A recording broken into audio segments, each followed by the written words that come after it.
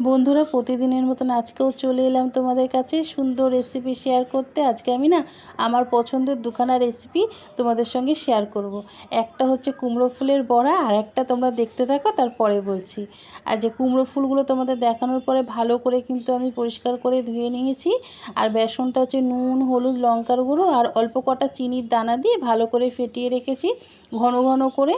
এরপরে দেখো ওর মধ্যে আমি ভালো করে চোবাবো, চুবিয়ে ভেজে নেবো। এই পাত্রটা দেখে কিন্তু তোমরা আবার কিছু বলো না। এই পাত্রটা খুব সুন্দর, মানে এরকম বড়া ভাজা বা পাঁপড় ভাজা খুব সুন্দর হয়। এই জন্যে আর এর মায়া আমি ত্যাগ করতে পারি না। যতই বলে, এর বাড়ির লোকও বলে, জানো তো, যেটা ফেলে দাও, যখন তখন অ্যাক্সিডেন্ট হতে পারে, কিন্তু না, এটাতে আমার তেলে ভাজা, এই যে দেখছো এরকম তেলে ভাজা ভাজতে বা হচ্ছে পাঁপড় ভাজতে অনেক সুবিধা হয়। কি সুন্দর ছড়ানো না, এই জন্যে আমার এটা আমি ফেলি না, এটা আমি রেখে দিয়েছি। এমনিতেও মেয়েদের দেখবে বাসনপত্রর প্রতি প্রচণ্ড মায়া, তাই না? বলো, আমার সঙ্গে কে কে একমত বলো তো? তোমরা জানো কিন্তু যে রান্না করতে গেলে এই বাসনটার জন্য তোমাদের বিপদ হতে পারে, কিন্তু তবুও তোমরা ফেলো না। আমার মতন কেউ আছো অবশ্যই কিন্তু জানাবে। তো এই দেখো বন্ধুরা, একটা ভাজা আমার হয়ে গেছে কুমড়ো ফুলের বড়া।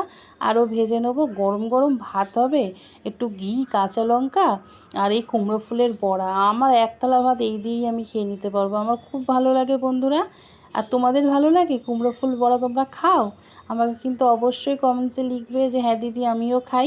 তাহলে বুঝতে পারবো যে না, আমার মতন অনেকেই আছে যে কুমড়ো ফুলের বড়া খেতে খুব ভালোবাসো। এই দেখো, দুটো, একটা ভাজা গেছে, এবারে আমি দুখানা চাপিয়ে দিয়েছি। কড়া কড়া করে লাল লাল করে ভাজবো। এই কুমড়ো ফুলের বড়া খেতে খুব ভাল লাগে। এই দেখো, ভাজা হয়ে গেছে, তিনটে ভাজা হয়ে গেল। এগুলো সবসময় জানো তো বাজারেও কিনতে পাওয়া যায় না, খুব কম ধরো পাওয়া যায়। সবসময় যে তুমি গেলেই বাজারে কুমড়ো ফুলের বড়া পাবে না, আমাদের এখানে তো পাওয়া যায়ই না সবসময়। এই জন্যে যখন পায় ওর বাবা নিয়ে আসে। এ দেখো, আমার সব কটা কুমড়ো ফুলের বড়া ভাজা হয়ে গেছে, তোমাদের দেখিয়ে দিলাম। কি সুন্দর লাগছে না বন্ধুরা? এরপরে আমি করব, আমি বললাম না আর একটা রেসিপি তোমাদের সঙ্গে শেয়ার করব, এটাও আমার খুব পছন্দ। আলু আর ডিম একসঙ্গে ভাজা। তোমরা করো? আমার খেতে এটা খুব ভালো লাগে। প্রথমে দুখানা ডিম নুন দিয়ে ফেটিয়ে নিয়ে আগে ডিমের এটা ভুজিয়া মতন করে নেবো, বড় বড় টুকরো করে। নুন দিয়েছি, আর কিচ্ছু দিইনি। দিয়ে আলুগুলো আমি চৌকো চৌকো, যেমনি হচ্ছে আলু চচ্চড়ি করে ঠিক সেই রকম আমি কেটে নিয়েছি। কেটে নিয়ে ধুয়ে রেখে দিয়েছি। আগে ডিমটা ভেজে নিই। এই দেখো, এই আলু আর ডিম ভাজা খুব ভালো লাগে। ভাত দিয়েও আমার খেতে খুব ভালো লাগে, রুটি পরোটা দিয়েও খেতেও ভালো লাগে। আমি আজকে করছি ভাত দিয়ে খাবো বলে।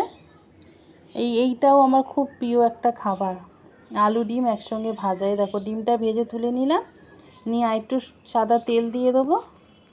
সাদা তেল, সর্ষের তেল, তোমরা যেটা খাও সেটাই দেবে। আমি আজকে সাদা তেল দিয়ে করছি। এ দেখো, যেমন আলু চচ্চড়ির মতন আলু কেটেছি আর কাঁচা লঙ্কা দিয়েছি, দিয়ে আলুটা একটু ভেজে নেবো। তারপরে আমি নুন হলুদ দেবো। এই দেখো, অল্প করেই ভাজা করছি, এটা আমার খুব পছন্দের খাবার, আমার খুব ভালো লাগে খেতে। দিয়ে দিলাম নুন হলুদ, দিয়ে ভালো করে ভাজবো। যেরকম আমরা আলু ভাজা করি সেরকমই, শুধু লাস্টে আমি ডিমটা মিশিয়ে নেবো। জানি তোমরাও হয়তো এরকমভাবে ভাজা করো, খেতেও হয়তো ভালোবাসো। আমারও সেটা বলছে, আমারও খুব ভালো লাগে এরকম আলু ডিম ভাজা। আচ্ছা, আলুটা খানিকটা ভাজা হওয়ার পরে আমি পেঁয়াজ দিয়ে দিলাম। আলুটা একটু হওয়ার পরে তারপরে পেঁয়াজটা দিলাম। আলু পেঁয়াজ একসঙ্গে দিলে পেঁয়াজটা গলে যায়, আর হচ্ছে আলুটা সেই শক্তই থেকে যায়। সেজন্য আলুটা আগে খানিকটা ভাজার পরে পেঁয়াজ দিয়ে। ডিম দেওয়া হয়ে গেছে বন্ধু, ওটার বন্ধ হয়ে গেছিলো ক্যামেরা। এই দেখো, আলু ডিম ভাজাও হয়ে গেছে। আমার ভিডিও আজকে শেষের দিকে বন্ধুরা, আর আমার ভিডিও যদি ভালো লাগে